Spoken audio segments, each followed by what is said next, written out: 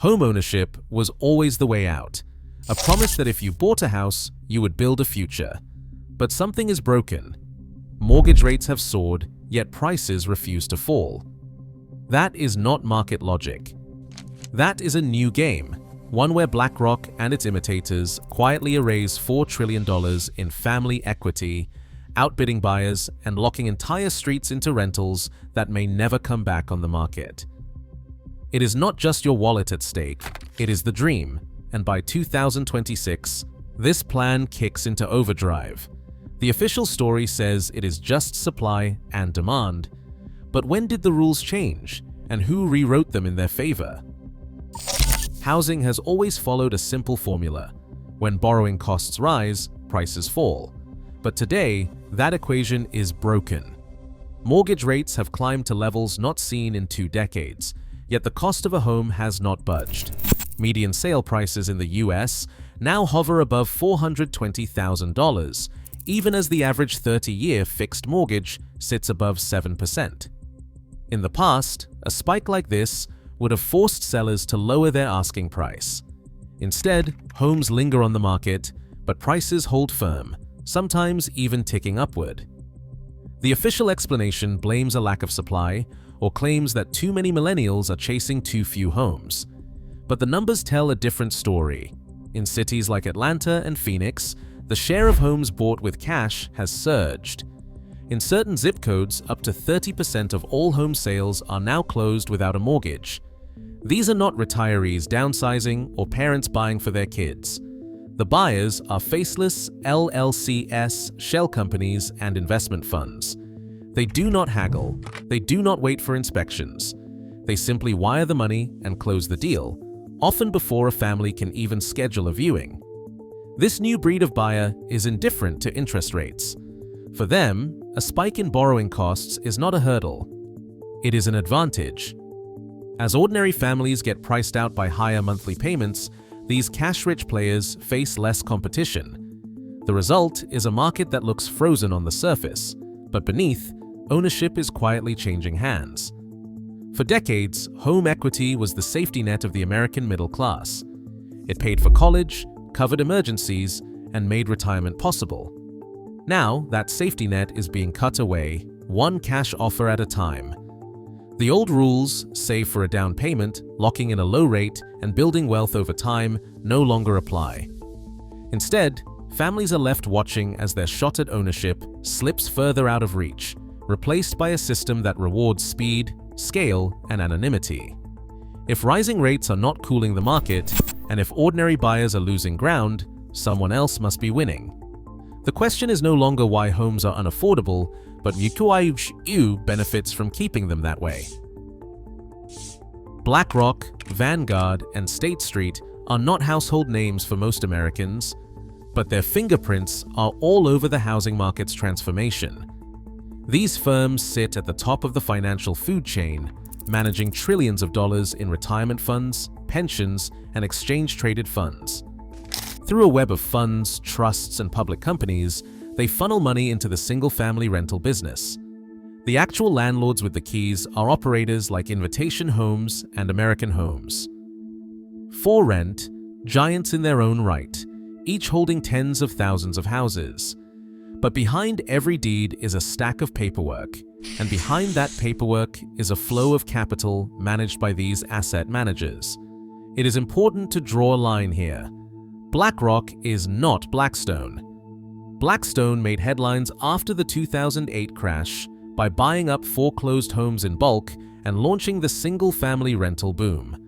BlackRock, by contrast, acts as the invisible force, channeling money into the same operators through index funds and real estate investment trusts. The result is the same. Ordinary buyers are competing not with neighbors, but with Wall Street's pooled capital. When an institutional buyer acquires a home, that property does not cycle back to the market as it would with a family. It enters a portfolio designed for perpetual rental income. The equity that would have built a family's future, paying for college, cushioning a layoff, funding retirement, does not just disappear.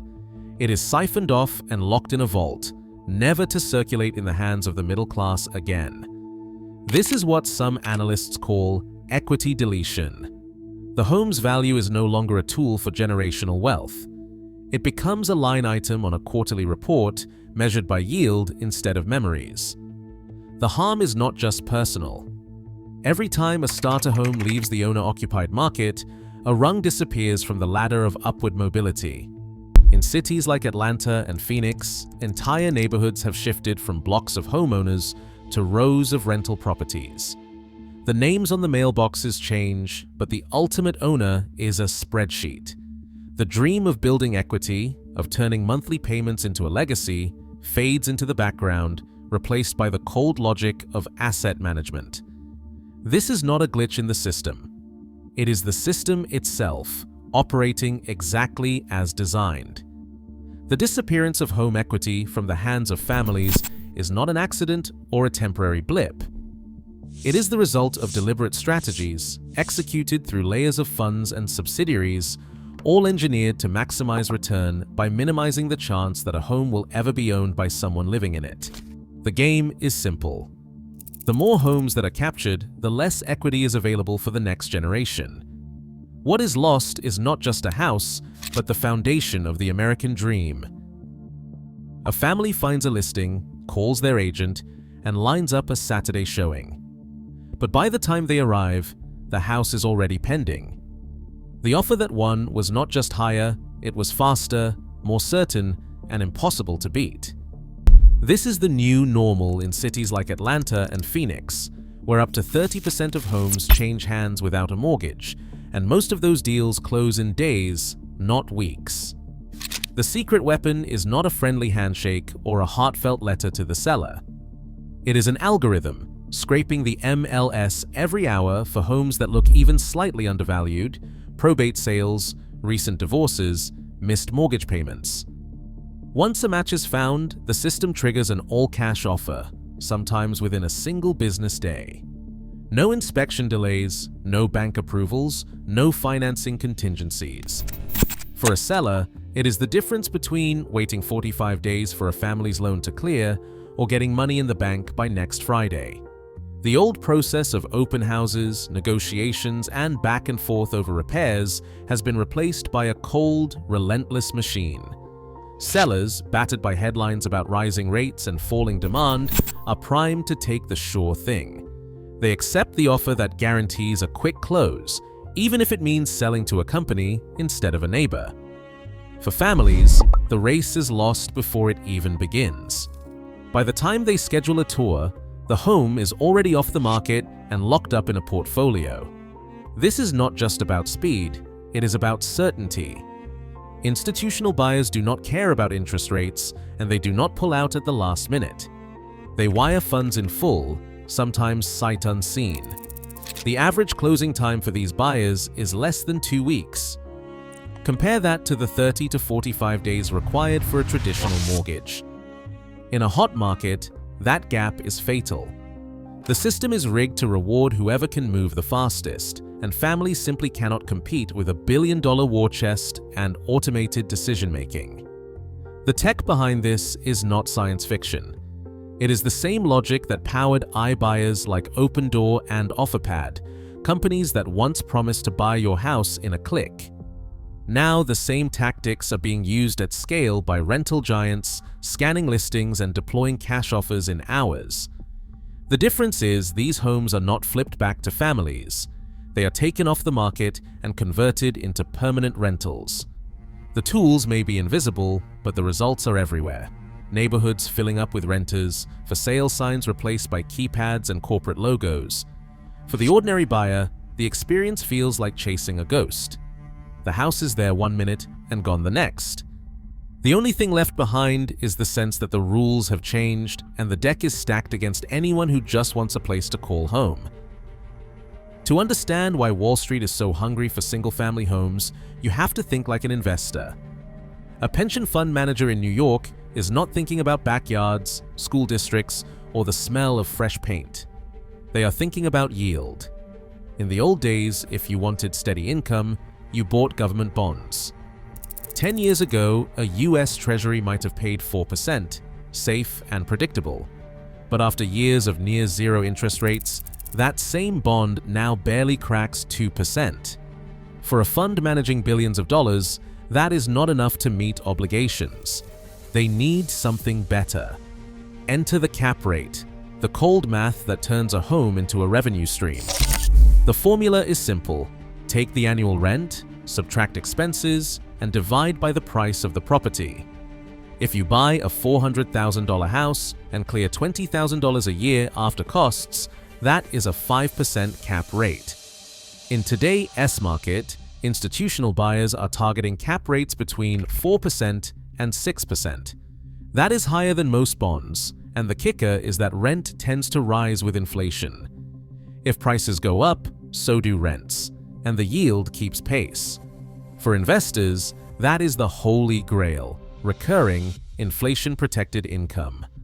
This logic does not care about the price paid for the house, as long as the rent justifies the investment. If mortgage rates double, it is not a problem for a cash buyer. They are not borrowing, so monthly payments do not matter. What matters is the spread, the difference between the rent they can charge and the price they pay. In neighborhoods where families are squeezed out by higher rates, institutional buyers step in, knowing they can pool thousands of homes into a single portfolio. Instead of one landlord with one house, you have a fund with 10,000, each one generating monthly cash flow. The scale brings its own rewards. Managing a handful of rentals is risky. A few missed payments can ruin your year. But when you own entire blocks, the risk is spread out. Vacancy in one house is covered by rent in the next. Maintenance is handled by call centers and contractors on retainer. Everything is optimized for efficiency and predictability, just like any other asset class. For Wall Street, single-family homes have become the new bond. They are not just betting on rising property values, they are betting on the permanence of rent. As long as wages grow, as long as people need a place to live, the cash keeps flowing. And with inflation eating away at traditional returns, the appeal of a 5% cap rate backed by real property is irresistible. This is the logic that turns homes into numbers, neighborhoods into spreadsheets, and the American dream into a line item on a quarterly report. The calculation behind the so-called equity deletion isn't a guess. It is a process that can be audited, even if the headline numbers are debated. To measure how much home equity has been siphoned away from families and locked into portfolios, analysts start with transaction-level data. Every sale flagged as an investor purchase using records from Zillow, Redfin, Atom, and CoreLogic is compared against a counterfactual. What if that same home had gone to an owner-occupant instead? The difference isn't just the price paid at closing. It is the lost future appreciation, the principal that would have been repaid over decades, and the wealth that would have compounded in the hands of a family. Researchers use matching methods, pairing each investor-bought home with a similar property sold to a family in the same neighborhood with the same square footage, age, and amenities. They project forward using local price indices, then discount the results at a standard 4% real rate. To capture uncertainty, they run Monte Carlo simulations, resampling thousands of times to test how sensitive the result is to changes in appreciation rates, investor share, or reporting gaps. The baseline estimate, drawn from millions of records between 2007 and 2025, points to $1.2 to $1.8 trillion in equity removed from potential owner occupants. In the most aggressive scenarios, assuming sustained peak investor activity and higher than average appreciation, the number crosses $4 trillion, but those cases stretch the bounds of plausibility. What is certain is that every flagged transaction is a permanent fork in the road. One path builds generational wealth, the other reroutes it to a spreadsheet. The numbers don't just add up, they tell a story of opportunity lost, multiplied across neighborhoods and years. A silent clock is ticking in the background of America's hottest housing markets. Between 2025 and 2027, a wave of commercial real estate debt comes due, hundreds of billions tied up in rental portfolios, securitized bonds, and corporate credit lines. Operators like Invitation Homes and American Homes. 4. Rent face refinancing on billions in loans. In a world of higher rates, not every player will survive. The biggest landlords, backed by asset managers like BlackRock, are poised to swallow the smaller fish. When debt matures and smaller landlords cannot roll over at affordable terms, portfolios get sold in bulk. That is not a return to family ownership. It is a handoff from one institutional giant to another. In cities like Phoenix and Atlanta, the local stakes are even clearer. Here, institutional investors control up to 20% of the single-family rental stock, sometimes higher in select neighborhoods. That kind of concentration is not just a number on a spreadsheet.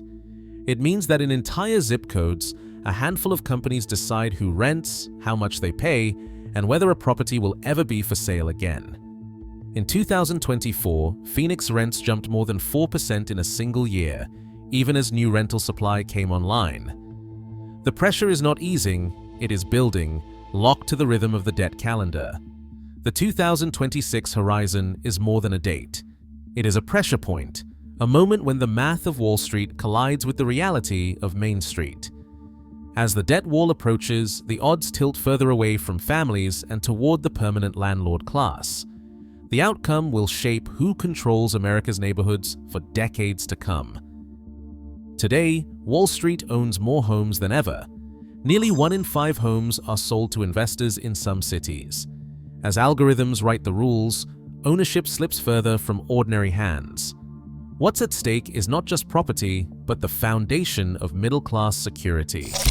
The future of homeownership is being decided right now, often without your vote. Where will you stand when the deed changes hands? Share your thoughts below.